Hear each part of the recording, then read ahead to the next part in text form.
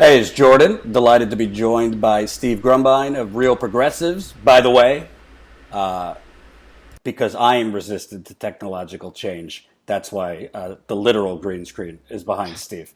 He offered to make it prettier, but we'd have to use a different program, and I don't know how to do that. So anyway, glad you're doing well in these trying times. I thought it would be good for us to talk. We've spoken a few times because during all the debates, we've spent, I don't know, 10 Democratic debates. Maybe 20% of the time has been talking about how you're going to pay for X, Y, and Z. And then in the last 5 days, we've all of a sudden found the capacity to pump trillions of dollars into the economy basically within 48 hours. And I haven't heard how you're going to pay for any of it. Not that we should be thinking about that right now in a health pandemic, but lends some credence to modern monetary theory of this is all phantom. We have the money. It's really just we choose not to spend it. Well, so we neither have nor don't have the money. That's the thing. Money is created every time government spends. Every time it spends, not sometimes, every time. So you see Biden up there talking about how we're going to pay for it, and he's even now, even in this moment, he and Schumer and the others are acting like, how the hell are we going to pay for this? And I had 3 or 4 different solutions to how to deal with pandemic crisis spending, because the economy is collapsing, and it's collapsing because there's zero production, there's zero commerce, there's zero activity. People are all at home. We're all stuck in our houses. The global economy is coming to a screeching halt. And so without an infusion of not just cash, because cash, while that seems sexy, and we've talked about this before, cash is an immediate, like right here, right now, we got to keep the prime of the pump going. Okay. But long term, not even long term, right now, government could stop short and say, no mortgage payments. Mortgages are canceled for the next 6 months period. We'll cover the 6 months. We'll directly spend on everyone's mortgage. Mortgage companies, send us your bills. No problem. Sent, done. They could literally cancel student debt immediately, wipe it out, just literally right here, right now, and take that burden off people. Because like my bill came in, it's like $800 this month. I don't have it. You know what I mean? And so you look around at regular people that are just trying to get their bills paid. They could easily say, hey, electric company, no problem, send us your bills, we'll cover those too. So this idea of sending just a basic income out, which I know is the sexy populist nonsense, but that in and of itself is not really the answer here. It never has been. Because you look at all the stores, you go to Walmart, go to shitty old Walmart, walk down the toilet paper aisle, and it's completely bare, empty, zero. You could have $1 million and you can't buy a roll of toilet paper because there aren't any. There's no production to meet the basic income, right? So without the production, basic income's nothing. And that's how you get Weimar, all the nonsense you hear from people talking about, well, what about Zimbabwe? And what about Weimar Republic and hyperinflation? This is what they're talking about. Because again, I think I told you this last time, in Zimbabwe, they gave away the farms to the warriors and the indigenous folks who didn't have a farming background, took it away from the colonizers that did. Good for them in that sense, bad for them in the sense that they lost about 60% of the productive capacity. So you could have had $1 bazillion, brought them all in there, and it wouldn't have bought you anything because there's nothing to buy. So basically, if I get a check, the Republicans are talking about a one-time $1,200 check. Bernie talking about $2,000 per month, more if you have kids. If I get that check, I'm still going to Duane Reade, and there's no toilet paper. I'm going to the grocery store. Half the shelves are empty. With that infusion of cash, it might help people pay their bills, but it's not going to increase the supply, is what you're saying. That's exactly right. It's always about real resources. The government neither has nor doesn't have dollars. It creates them, like I've said. So the issue of affordability should never be spoken of again. We should just literally let's drop the facade. It should be clear as day now. Well, I want to explain it more for people that might not have seen you yet. So like Ben Bernanke, for example, former Fed chair, went on 60 Minutes and he basically said infamously, well, no, we just moved the decimal through a machine to create money. Exactly. And that is exactly how it works in a fiat currency environment. And that's what we've been in forever, well, since 72 anyway. And so I guess for folks that maybe haven't heard this, I'll do it real brief because I want to talk specifically about the COVID-19 scenario that was playing out in front of us. You know, the United States government is on a sovereign, meaning it's its own, free floating, meaning it's not pegged to gold, it's not pegged to oil, it's not pegged to anything. Fiat, meaning by decree, meaning the government creates it at will. Fiat currency. Okay. And so this currency is what our US dollar is, and it's based on the ability to tax in it. Our ability to levy a tax in it is the obligation payable only in that dollar, which is what keeps it going, which is why it won't lose its value, because you can't pay your taxes in Bitcoins and you can't pay your taxes in anything else. It has to be US dollars. And that's the system. That's why it works the way it works. So this basic obligation is what drives all economic activity. It's what creates buyers and sellers. It's what creates markets. It's literally why you see all these companies going belly up and they're looking for a federal infusion of money, because they don't have money without the federal government pumping it in constantly.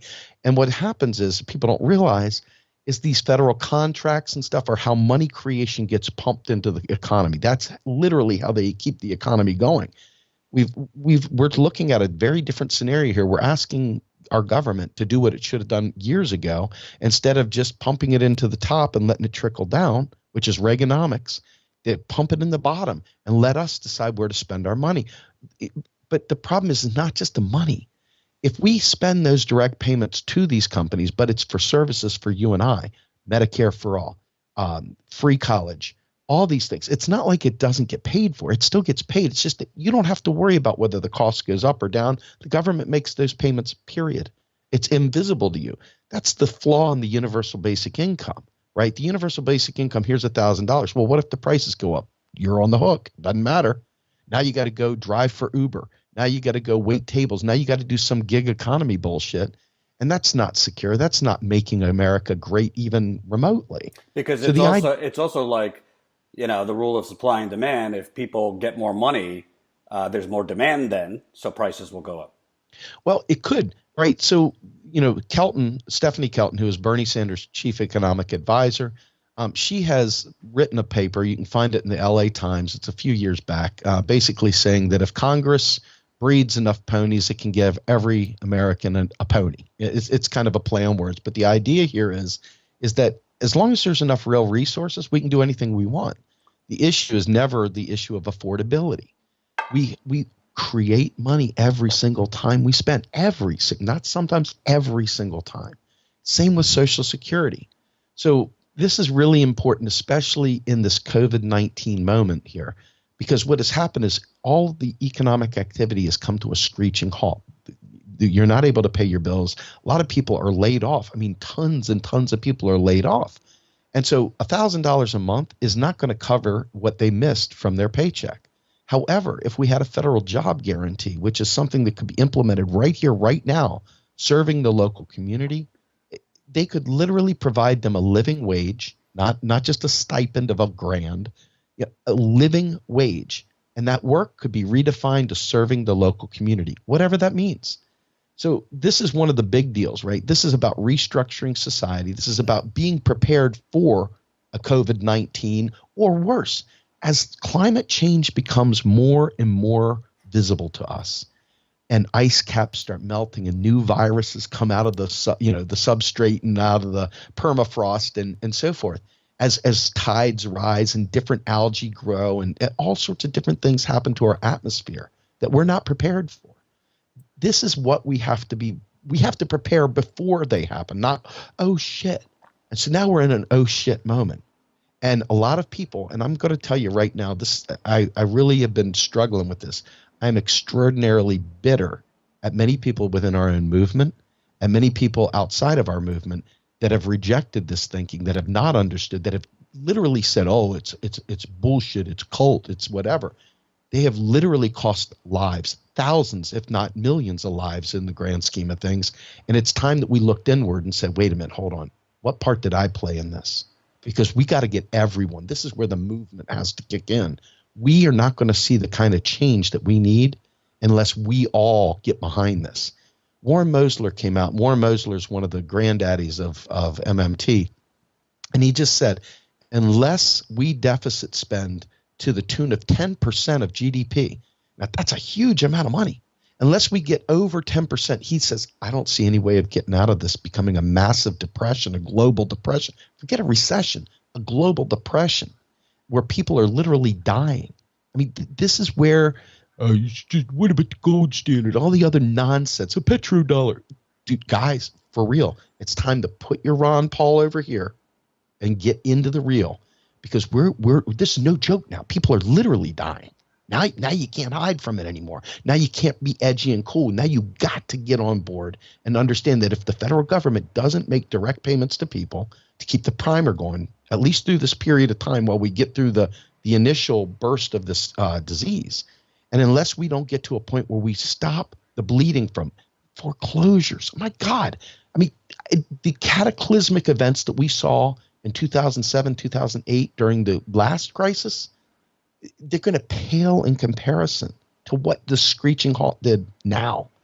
And I can't tell you how frustrating that is to have been saying this for 5 years, 10 years really, but 5 years within this Bernie Sanders movement, being at Real Progressive, telling folks and them saying, I don't like his attitude, I don't like his tone, I don't like the way he said that, whatever. Here we are. Now it's real.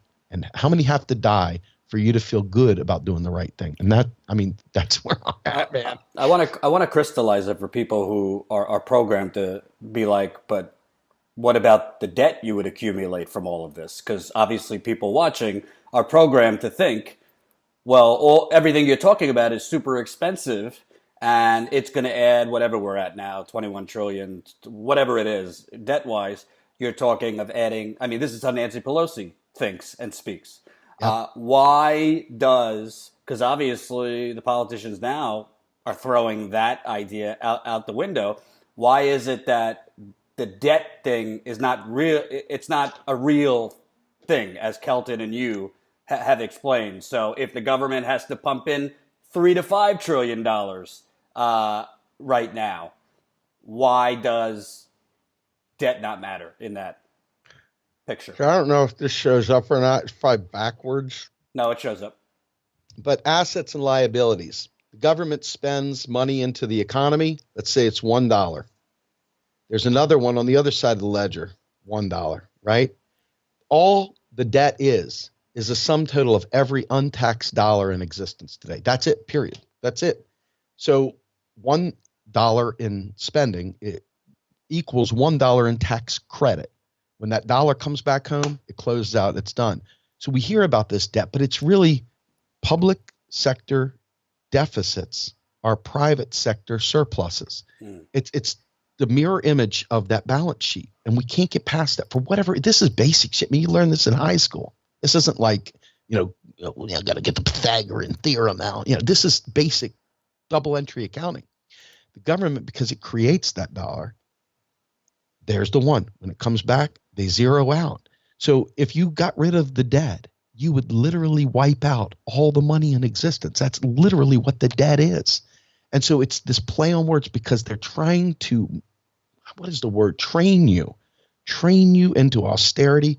The rich know it. That's why they got billions of dollars. That's why they're billionaires. They understand this. They know that as long as we are willing to settle for crumbs, that they can have this stratification that allows them to lead an entirely different lifestyle and keeps us in this, controlled environment where we are, just grateful. Oh, thank you, sir, for taking 10% off my coffee. I mean, we're at a point now where we got to get rid of the shackles of that.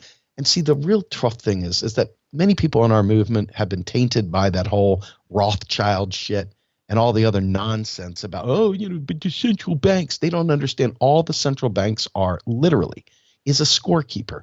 You go to a baseball game. Where did runs come from in the baseball game? Did they come from the Rothschilds or did they come from a freaking keystroke on the board? That's where dollars come from. Where do you get your goals in a hockey game? From the freaking scoreboard? What did they dig up a goal from a mountainside and get a gold thing for a score? It's the same exact thing. All a dollar is a score. And they don't have to dig it up. That's the point of it being free floating and not pegged to gold or not pegged to oil. And we've been off of that for so long We've got to start thinking differently, or we're going to be screwed. And we are. This is the point. We are screwed right now. Right now, it's the devastation from just the disease is nothing compared to the devastation of a depression when we already were banjo tight. And boy, oh boy, it's coming. I want to ask you, because this stood out to me during the last debate, and frankly, I think Bernie just whiffed and missed He whiffed. missed an opportunity. But when Joe Biden, it's more visual. It doesn't really matter what he says. Most Americans are just like, wow, he looks confident. That, whatever. He looks like a leader. But when he said, this is an emergency, how to pay for it? You don't pay for it. If you have to get tested for coronavirus or you need treatment, it's covered. That's it. National emergency. I think Bernie's response was fairly feeble. I think he tried to make the point I'm about to make, but not very dramatically. But to me, that shows that everything Biden and the neoliberals before have been saying about how you're going to pay for it is complete bullshit.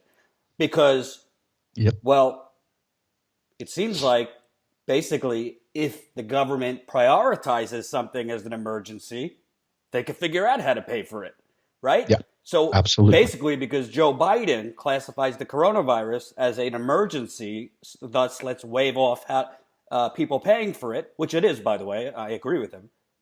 But he doesn't prioritize people rationing insulin as an emergency, right? Yeah. We have to figure out how to pay for that, but for the coronavirus, we don't. And I don't think Bernie made that point. And I'd like to ask you, because to me, he just gave the game away. We could pay for it. We just choose, because our donors won't allow us, to make you have to pay for it. So what is difficult for me is that I come in ready to slug somebody. I mean, I'm my fist is ready to slam him right in the throat every time I hear somebody say these things. And when I'm watching Bernie do that, I'm like banging on the freaking wall, screaming in my house, furious, because he whiffed. He did whiff. And I did a video not too long after when Anderson Cooper had asked him this stuff, and he went, well, it's going to be pretty expensive. I'm like, hey, who gives a shit? Expensive to who? I mean, that's like household budget bullshit. Nobody cares about that, right? You need to come out cold. And the fact is that paying for it, affording any of this stuff is not a thing. It's not a thing. There's infinite dollars. For God's sake, Greenspan of all people told Paul Ryan, when Paul Ryan was trying to privatize Social Security, he's like, dude, there's nothing preventing us from creating as many dollars as we want. The question is, and this goes back to everything I said about shelves being bare, can we create an economy where the real resources are available for purchase? If they're not, then you're going to have inflationary issues. This is a demand pull type thing. And if we have an economy where we have real production and we have the ability to achieve these things, then we should do it. But anyway, the point that you make is absolutely spot on. Biden and gang try to make this other, well, under these conditions, we can do it. But the fact is that we do it with war all the time. You and I talked about the $750 billion that they put out there with a fart is done. There it goes, right? Not a single tax was raised for that. In fact, they reduced taxes. Okay. And this is where we get handcuffed because, again, you see all the people, well, the Rothschilds, and what about the national debt in China? We borrowing money from China. How in the hell do we borrow U.S. dollars from China? Come on.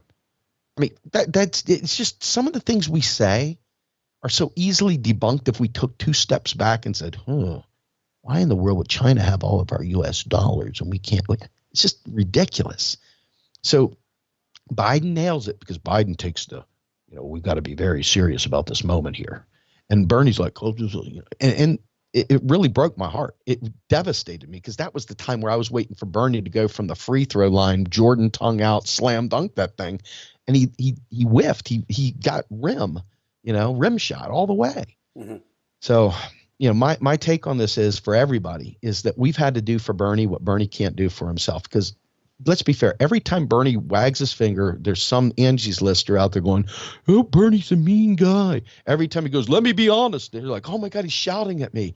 Every time he does anything, they're like, oh, Bernie this, Bernie that. Bernie can't win. And so if Bernie came out and said these things, they would call him a kook. Look how many people think I'm a kook. I'm good with it. I know exactly what I'm talking about down to the nth degree, and I'm good with it. But there's a lot of people out there that don't know this stuff. They hung out in too many Ron Paul circles, and now they're stuck in this gold bug standard thinking.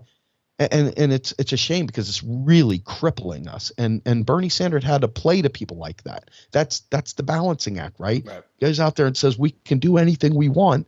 People are like, oh, he's a loony lefty, a crazy Bernie, right? Right. Well, it's. I also want to turn to Andrew Yang, because you and I have spoken about his proposals, and it's like trending now, like, oh, Yang's been vindicated. But the way I see it, I don't think Yang's been vindicated. What his whole message was $1,000 a month on top of what, your salary or whatever you're already making, while he was simultaneously saying Armageddon's coming and everybody's going to lose their jobs. That's right. So if there's a jobless economy, according to Yang, which is kind of true, it is coming. I don't agree with the defeatist attitude that we can't do anything about it, but that's a different topic. So basically, if it's a jobless economy, $1,000 a month, I mean, it's better than nothing, but that's not an actual sustainable thing to pay your bills, feed your children. $1,000 a month in New York City is like enough for almond milk. So my point is, now, even getting $1,000 a month, unless your car payment is frozen, your rent is frozen, your mortgage is frozen, your student loans are frozen, $1,000 a month, I mean, might let you survive. But my point is, like, UBI to me, unless it's on top of other things, not in place of other things, is a Band-Aid to a gunshot wound. It's worse than that. Let me. So in this particular case, and I don't want to upset the Yang gang. I know they're very triggered, but I'm not attacking Yang, because I know people that are for universal basic income that are coming from a genuine place, but there's holes in it. Yeah.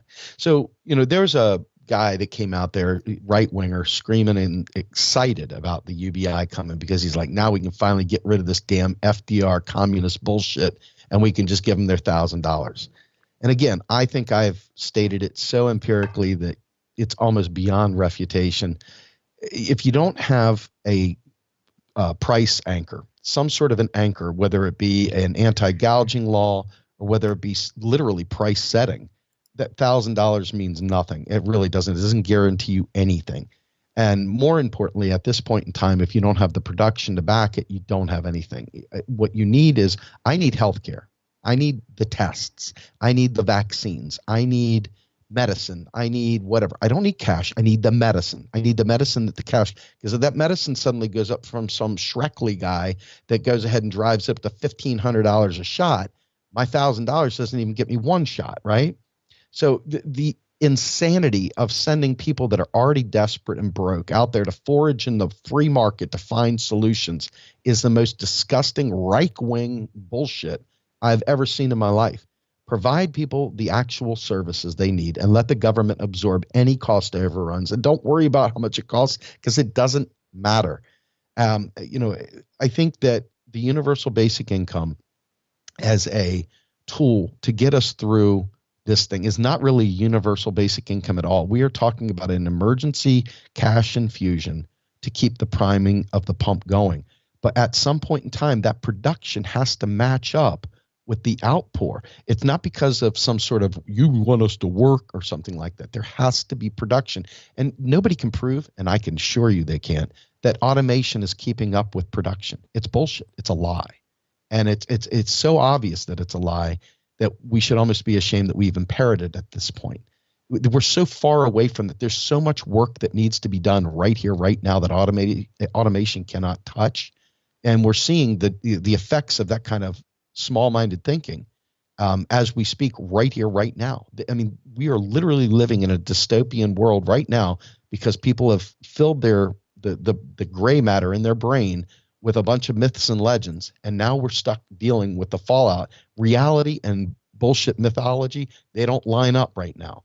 Reality is, we need food, we need shelter, we need actual medicine, we need vaccines, we need all those things, and we need relief from horrible debt. And none of that's going to come. I mean, they could literally write that debt off, Jordan. Why do I want $1,000 to figure? I want them to get rid of the student debt. I want them to put a halt to mortgage payments during this crisis. I mean, we keep thinking small instead of going for the freaking home run ball when it's right there for us. I don't get that thinking at all. It doesn't make sense to me. I want to end with something that you touched on, but I think is really important. So Bernie's plan for the climate crisis is $16 trillion, right? By far the largest investment of any politician. When the climate crisis becomes irreversible, which it already really is, but when you start having climate refugees flooding this country, when you have people from the West Coast flooding to the Midwest, this and that, there's not going to be any social distancing, right? Nope. You're not going to be able to quarantine if your community is flooding. Doesn't matter if you lock your door. So I'm not minimizing what we're going through now, but the climate crisis, which I call the inferno, really. Yeah. I think climate crisis isn't really. I think wording is important. Sure. It's like gentrification. Nobody really knows what that is. Economic terrorism, they get it. So yep. I think climate crisis, if the government doesn't act now, and by the way, Joe Biden is not going to do what is needed. I mean, Trump is way worse on the environment than anybody we've seen, but it's not like a Democratic president that's neoliberal is going to do what needs to be done. The Paris Climate Accords is not enough. But the immediate steps that need to happen now, once the climate crisis happens, all these things go out the window. I mean, there's not much you could do economically then, to whether it's modern monetary theory or anything. I mean, you can't MMT your way out of Mother Earth roaring. So why is it so important now to do the things you're saying to stave that off? I mean, there you go, man. We're already paying for this stuff one way or the other. You see what I'm saying? Pay me now, pay me later. Either way, you're paying. You want to pay with your life or you want to pay with freaking fiat bucks. I mean, get over it, man. This is not a matter of what you prefer, what you're like, you know. This is how it is. So use it. Use it for us so we can survive. I mean, I look upstairs at my son and I think to myself, I mean, I'm telling you right now, Jordan, it's hard for me to even talk to family right now because I've got conservative family members and I'm like, you did this. You did this. You guys who think that we got to reduce the debt, reduce the deficit, you did this. You built this son of a bitch. You better fix it. Because it's not me. It's not me that has to. I get it. I know what has to happen, but you won't listen. It's like I'm just like that Peanuts guy. Wah, wah, wah, wah, wah. You don't hear it. But now it's time you better hear it, or you better find a voice that's saying the same thing in a way that your ears hear it. Because it's that serious and we got to move and we got to move now. You're right. There's going to be climate refugees. There's going to be, imagine in areas where there's Hindus and Muslims and all of a sudden people are having to get away from the coasts as tsunamis are coming and all of a sudden you're blending in these things in tight quarters. You got the friggin' religious wars going on. You've got the entire bedlam of just pure malaria and all the other stuff that comes with the tsunamis, the after effects, all the health crises, you name it. This is not hard to see, folks. I mean, it's happening in Florida. It's happening all over the place. I mean, you have it in New Orleans. I mean, Jordan, you're famous for talking about Flint, Michigan. We got this right now. I mean, these are real things that we could fix right now that would save us a lot of headaches later when the health crisis really gets bad.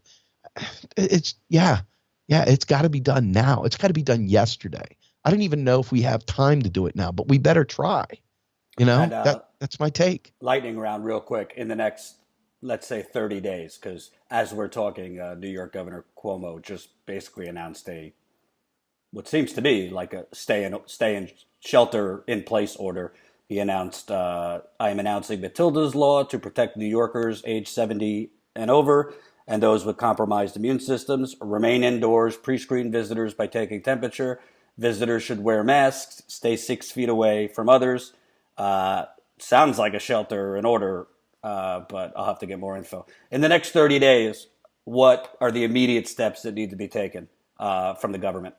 It immediately needs to be spending money on R&D. Immediately get that vaccine created. Immediately give families. I would go as far as saying $2,000 every other week or something like that, like $4,000 a month to families. I mean, stop mortgage payments immediately. Stop student loan debts immediately. Make direct payments to those groups. If it's going to create economic activity, that's fine. But the fact of the matter is that we need to make sure people have the goods and services they need in a safe and secure way, especially if we're quarantining folks. We need to be able to make sure that we have civilian corps getting resources out to families so that they're not spreading the disease, so to speak. And this needs to happen yesterday. It needs to happen right now. We need to be able to have right now a good communication network that allows people to know where to get health care, where to get tested, what to do, and whatever scenario comes up. And we don't have that right now. We don't have anything like that, and it needs to happen yesterday. Schumer, you need to get your ass in gear and freaking pass an extremely robust spending bill so families have the ability to take care of themselves, make medical care immediately free right now. Doesn't matter. Pass Medicare for all right now as an emergency measure immediately right now. And that's the best we can do. I mean, right now we've screwed the pooch. That's it. Where can people find your work? You can find me on my podcast, which is www.cheese.com. You can find me at Real Progressives on Facebook and Twitter. And I am AIM, or Austerity is Murder, for my own Twitter handle. And as Steve knows, you gotta set your notifications. Yes, YouTube ain't gonna notify you. Real Progress in Action, by the way, is our primary YouTube channel. So, folks, please come find me at Real Progress in Action and hit that subscribe button, and we'll keep pumping out information about how to survive this crisis. Cool. Thanks, Steve. We'll be in touch. Thank you, buddy.